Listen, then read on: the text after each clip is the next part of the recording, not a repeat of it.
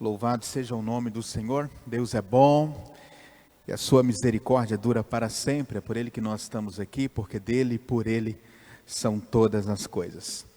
Eu costumo dizer que orar nunca é demais. Antes de entrarmos na palavra, eu gostaria de convidar você a fechar aí os teus olhos mais uma vez e orar comigo. Pai, muito obrigado pela tua palavra que é viva e eficaz. Obrigado, Senhor, porque nós somos dependentes da tua verdade, dependentes da tua palavra, e nós nos colocamos nas tuas mãos. E, Senhor, o nosso coração está aberto para ouvir a tua doce e poderosa voz. Então edifica as nossas vidas, e no teu santo e sublime nome, amém e amém. Glória a Deus. Queridos, a obra do Senhor, ela é grande. A obra de Deus, de fato, ela é uma tarefa grandiosa.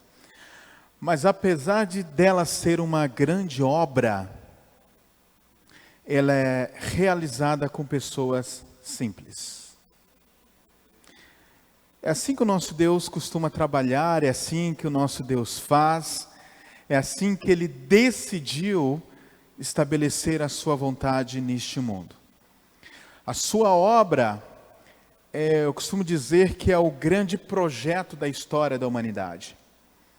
A sua igreja é a grande instituição que nós temos nesse mundo, é a maior instituição que nós temos nesse mundo. A obra de Deus é a maior missão que nós temos de vida.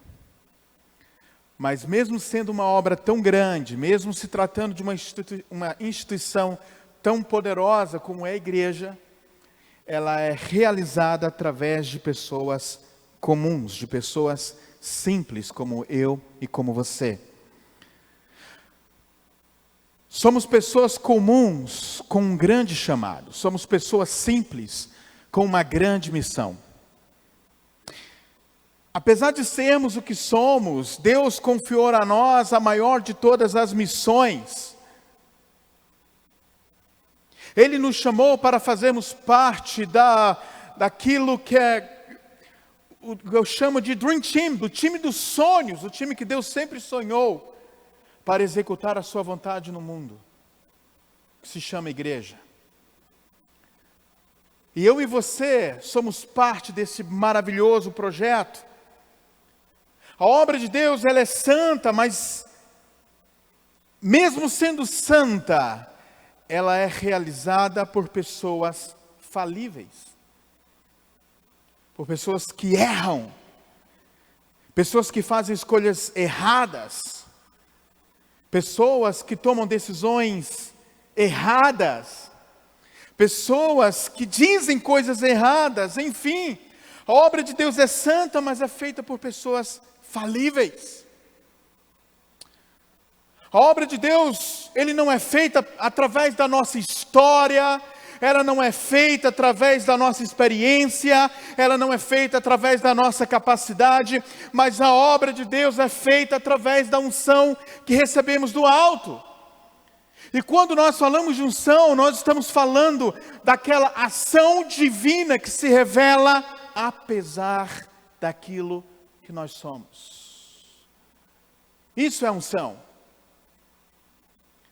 E eu quero refletir com vocês sobre um personagem das Escrituras, um homem simples, falho, mas é um dos homens mais importantes e mais usados nas Escrituras.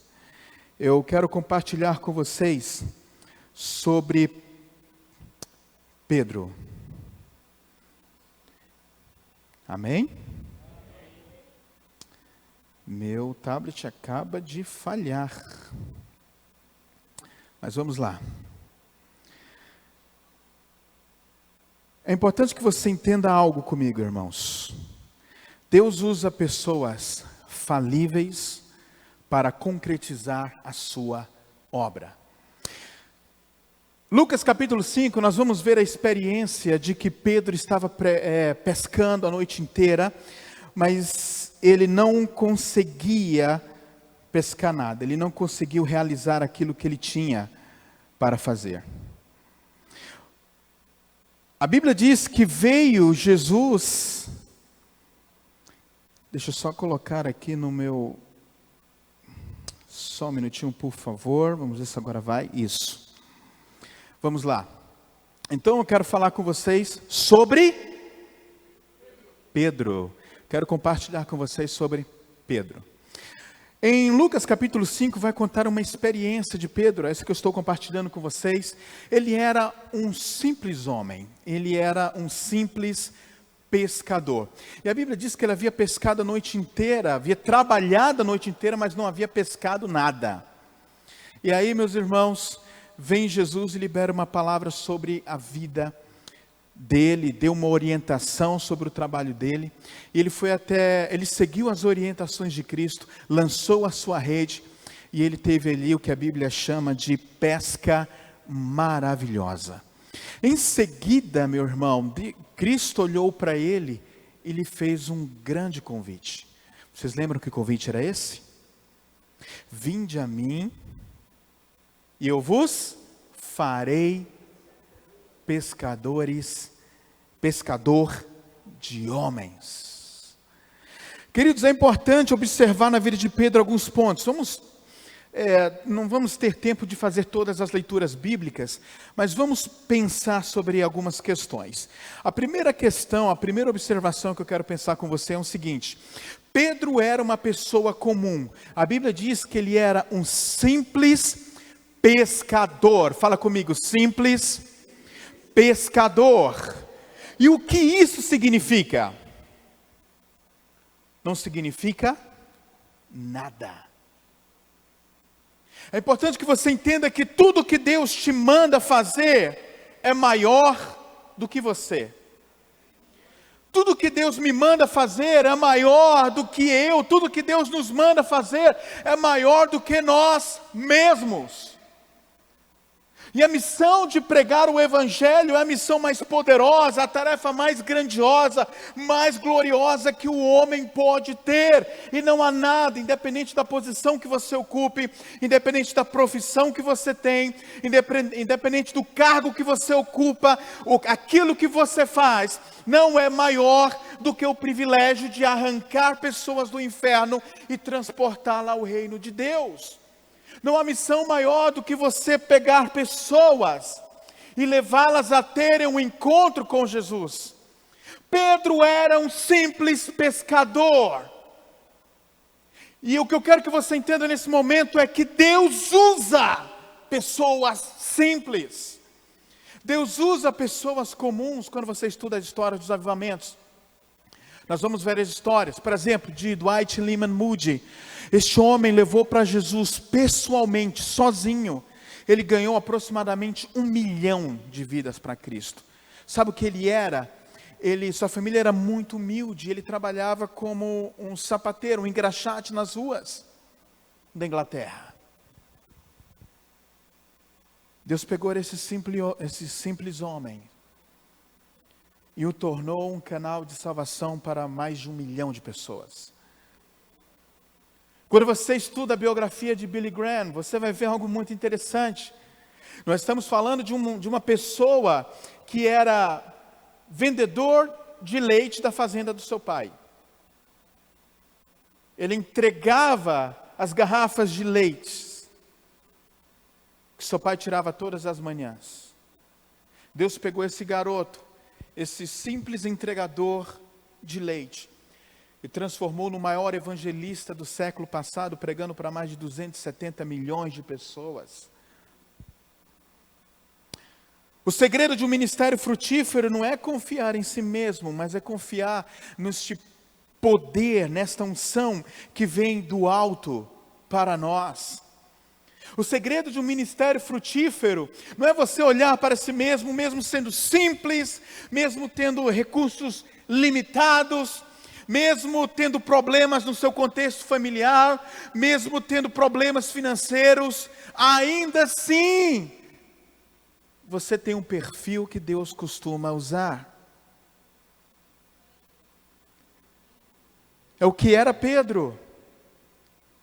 E o que nessa noite, a primeira coisa que o Espírito quer que você compreenda é que independente da tua situação, do teu contexto familiar, da tua realidade financeira, independente da tua realidade acadêmica ou profissional, Deus te chama do jeito que você é. E a obra de Deus é realizada com você. A segunda observação que eu faço na vida de Pedro é que ele reconheceu a sua condição. No versículo 8 de Lucas, capítulo 5, ele disse assim: vendo isso, Simão Pedro prostrou-se aos pés de Jesus, dizendo: Senhor, ausenta-te de mim, que eu sou um homem pecador. Ele reconheceu a sua natureza, ele reconheceu aquilo que ele era. Ele reconheceu a sua condição pecadora, mas mesmo assim Jesus o chamou. Mesmo assim Jesus o chamou. Eu lembro de uma música antiga, acho que o pastor Joel conhece bem, não que ele seja antigo, mas porque ele conhece realmente essas músicas. Eu lembro dessa canção, minha mãe cantava, ela era mais ou menos assim: eu venho como estou, eu venho como estou, porque Jesus por mim morreu. Eu venho como estou. Nós devemos crer que as nossas fraquezas e limitações de hoje poderão ser os nossos testemunhos do amanhã. As nossas fragilidades, aquilo que nós somos, só revela a grandeza de Deus, que transforma vasos quebrados em vasos de honra. A maioria das pessoas não acreditam nisso e vão tentar fazer você acreditar que isso não é uma verdade. Mas eu lembro do que o apóstolo Paulo falou lá em 2 Coríntios capítulo 11, versículo 30, ele diz o seguinte: se convém gloriar-me, gloriar-me-ei no que diz a respeito à minha fraqueza. Queridos, não queira ser o melhor em tudo, mas queira dar o teu melhor em tudo. E ainda que o teu melhor falhe,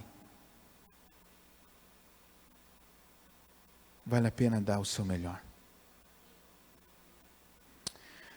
Uma terceira observação que eu faço aqui do apóstolo Pedro é que mesmo sendo um homem simples, mesmo sendo pescador, mesmo sendo um homem falho, ele aceitou o chamado. Jesus disse: vem, eu vou te fazer pescador de homens. Meus irmãos, Deus não está à procura de pessoas com capacidades especiais, mas Ele procura pessoas que estejam dispostas a colocá-lo acima de tudo, acima da abundância, acima do milagre. Deve estar Jesus. Pedro acabou de ter uma pesca maravilhosa, mas apesar daquela imensa quantidade de peixes, ele optou pelo chamado. Ele optou em colocar Deus em primeiro lugar. Jesus procura pessoas que priorizam aquilo que Ele prioriza. Pessoas que fazem história, são pessoas que sonham aquilo que Jesus sonha, são pessoas que buscam aquilo que Jesus busca. São discípulos. Apesar de todo o contexto que cerca muitos de nós, meu desafio para você nesta noite é: diga sim ao chamado do Senhor. Quando o Senhor te chama, diga: sim, Senhor, farei tudo que o Senhor quer que eu faça. Pedro deixou as redes cheias de peixe, porque não existe prosperidade que vale a pena se Jesus não estiver inserido. Maior do que qualquer bênção está o privilégio de seguir o Filho de Deus. Uma quarta observação que eu faço na vida do apóstolo Pedro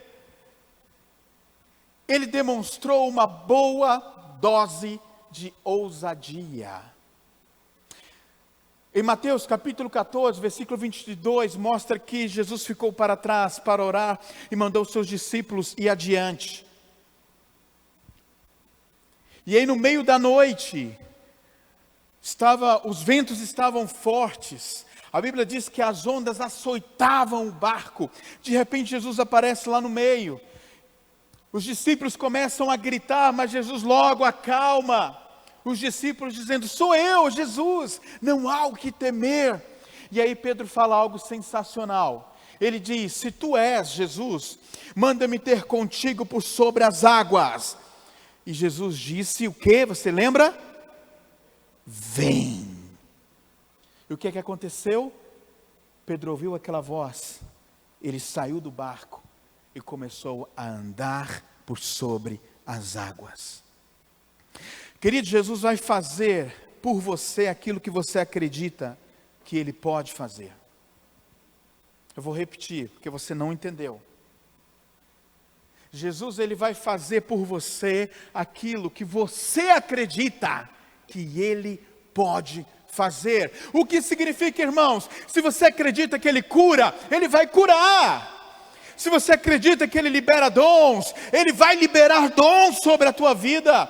Se você acredita que Ele vai te usar de uma maneira incomum, extraordinária, isso Ele fará. Então não limite o teu Criador à realidade de você como criatura.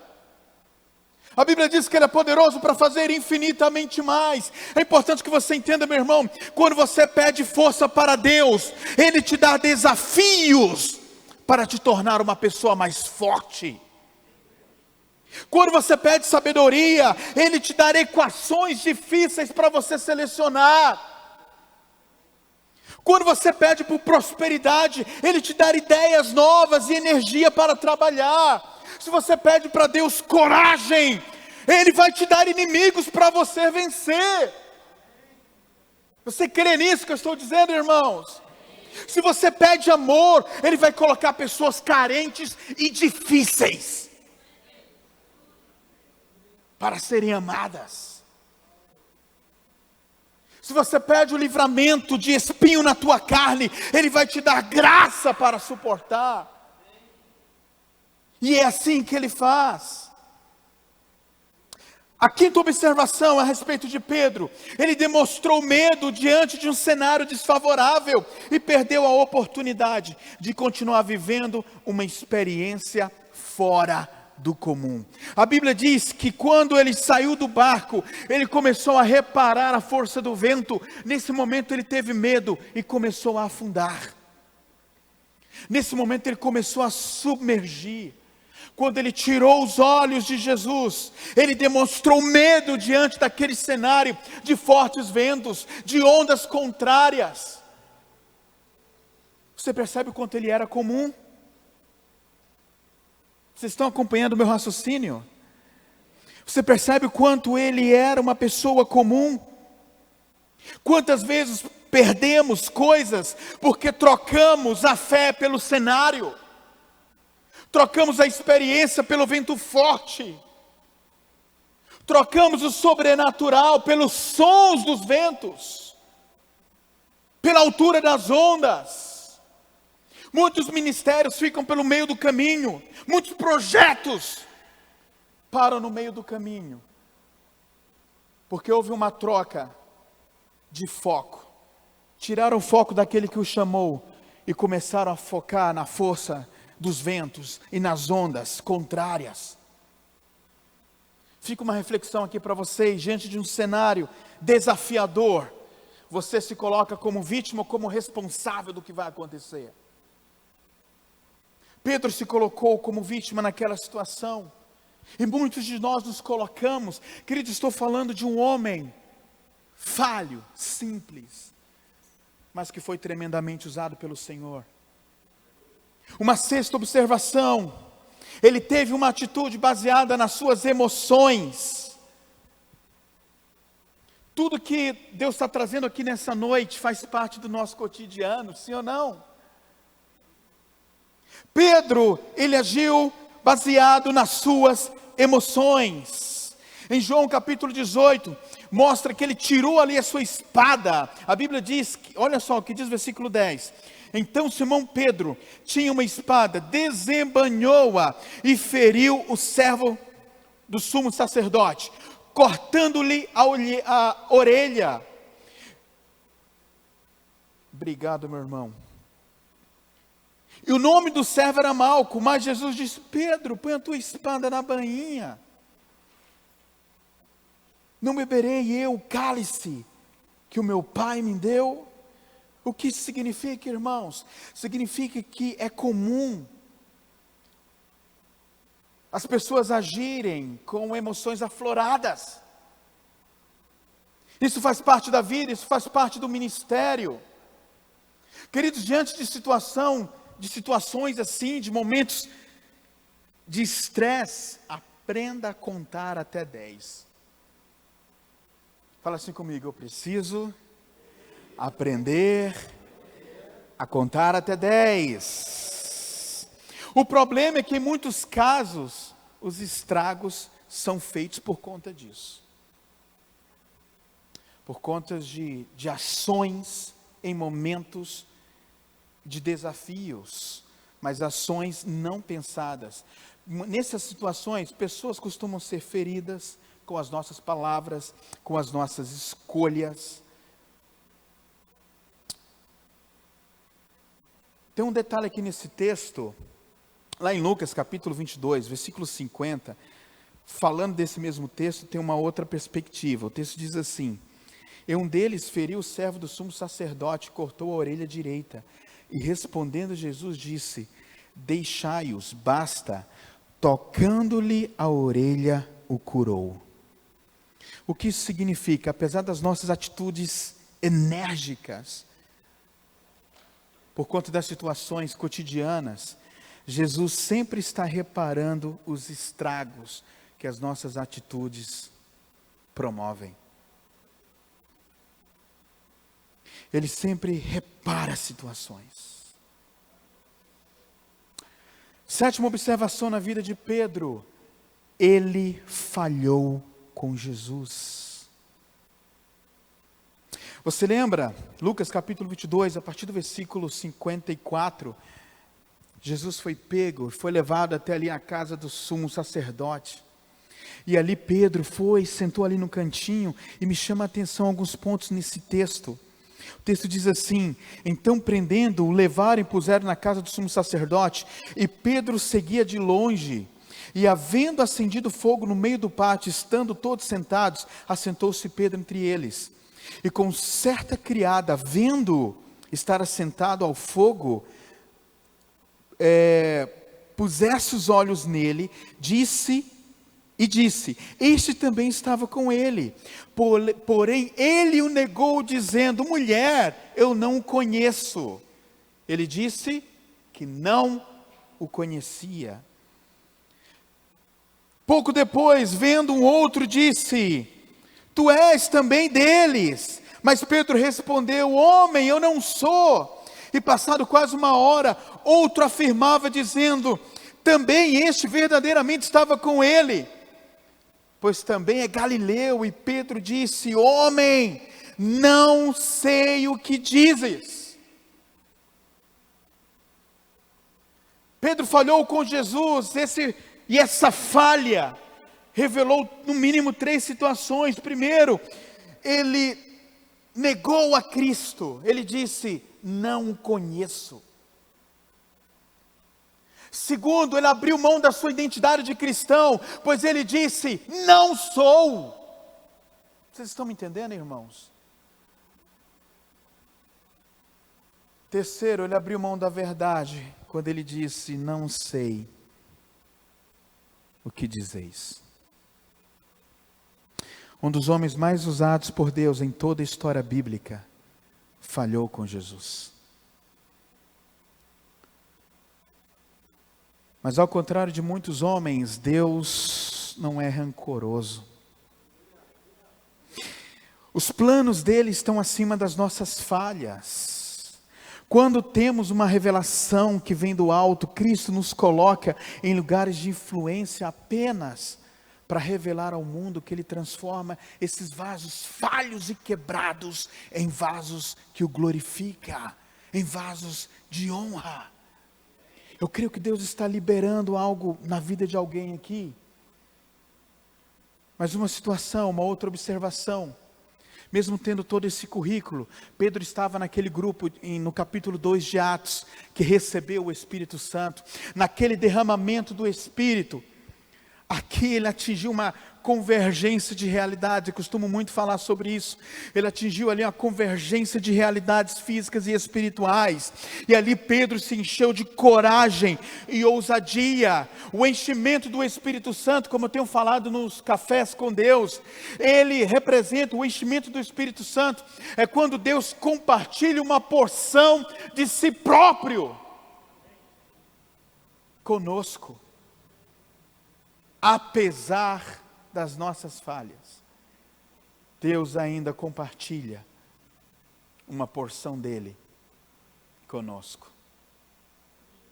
Uma nona observação, também em Atos capítulo 2, a Bíblia diz que ele se posicionou. Quando você lê o texto de Atos capítulo 2, a Bíblia vai dizer, Lucas vai dizer, que Pedro e os 11 se levantaram e começaram a pregar com ousadia. Aquele homem que antes se via como um impossibilitado de andar com Jesus, que se via como um indigno, aquele que era um simples pescador, aquele que era um homem humilde, iletrado, aquele que teve a ousadia para sair do barco, mas também tirou os olhos de Jesus e perdeu uma experiência. Aquele que negou Jesus nos atos de sumo sacerdote, veio o Espírito sobre ele, mesmo sendo falho, veio o Espírito sobre ele, e ele se posicionou. E ele disse, Senhor, eis-me aqui, agora eu vou falar, agora o Deus liberou uma porção daquilo que Ele é sobre a minha vida. E sabe o que aconteceu, irmão? Logo naquela primeira pregação, houve 3.000 conversões. E daquele momento em diante, a história de Pedro começou a mudar. Por exemplo, no capítulo 3 de Atos, nós podemos observar uma outra situação. Ele reconhecia a unção que estava sobre ele. Quando ele disse ao aquele coxo, eu não possuo nem prata nem ouro, mas o que eu tenho, isso te dou. Daquele momento em diante, ele decidiu viver de modo sobrenatural. Em Atos capítulo 9, você vai ver que até mortos foram ressuscitados. Ele viveu a promessa de obras ainda maiores. Mas para chegar nesse nível de viver a promessa de obras ainda maiores, Deus